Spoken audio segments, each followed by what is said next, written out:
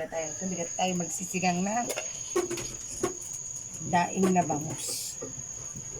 At syempre, kailangan natin ng pechay. Hindi pa siya nakakarating dito sa bahay nila. Chay.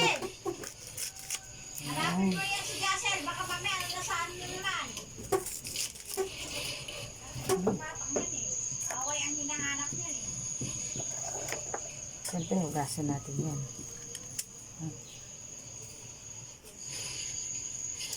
Habang nagpapakalo tayo ng tubig, hugasan natin yung pechay ng isa-isa.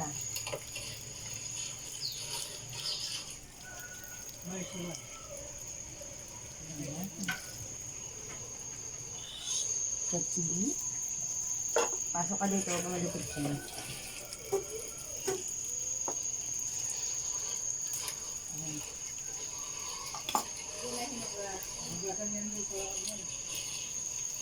Hugasan natin yung tubig para linis na linis tayo.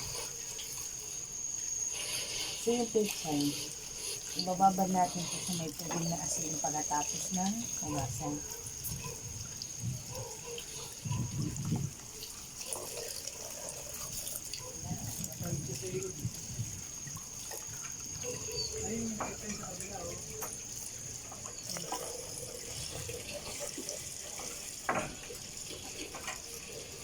Kasi huwag ka malikot.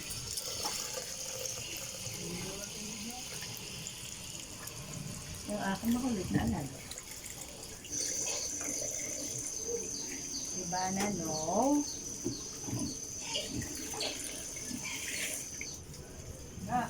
Baboy, Danilo. Yagaw na. Ano? Magtitinda naman siya. Hoy, magtitinda siya ng baboy.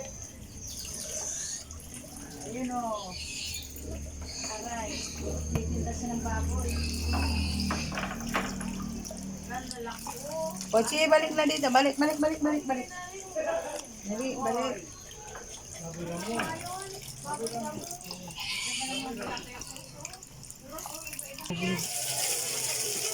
Para dito natin ibababad ang pechay.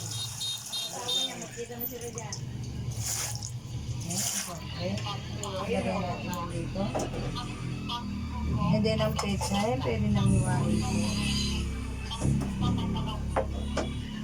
Iwain natin yung pechay.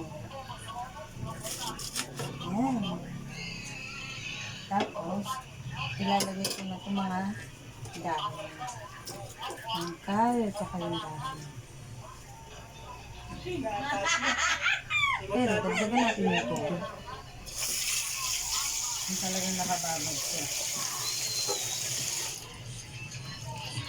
Siyempre, para matanggal yung mga nakadikit-dikit yan, lagyan natin ng asin. Yan. Lagyan natin ng asin yan. Habang hinihintay natin, kumulo yung tubig. Ito na pa. Tingnan mo parang mga Ayan, ito na po, kumukulo na ang atin. Ayan. So, kumukulo na siya. Ngayon, yung binabad natin, pechay na may asin, babalawan natin yan. 1,500 na isa. Ayan. Balawan natin. Ayan. Ilalagay na po natin ito. Kasi kumukulo. Ang gulay. Unahin natin yung gulay. Kasi yung daing na bangus is na-prito. Ayan. Okay na. Ayan. Ayan, haluin natin muna.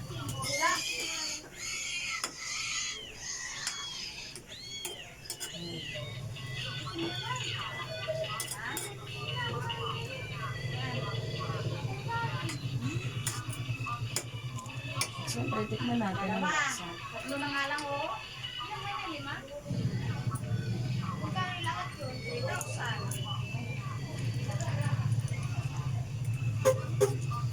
Sarap. At mamaya, pag medyo lumambot na ang pechay, ilalagay na natin yung piniritong daing na bangus. At syempre, malambot na ang pechay. Lagyan na natin to. Wow. Sinigang na piniritong daing na bangus.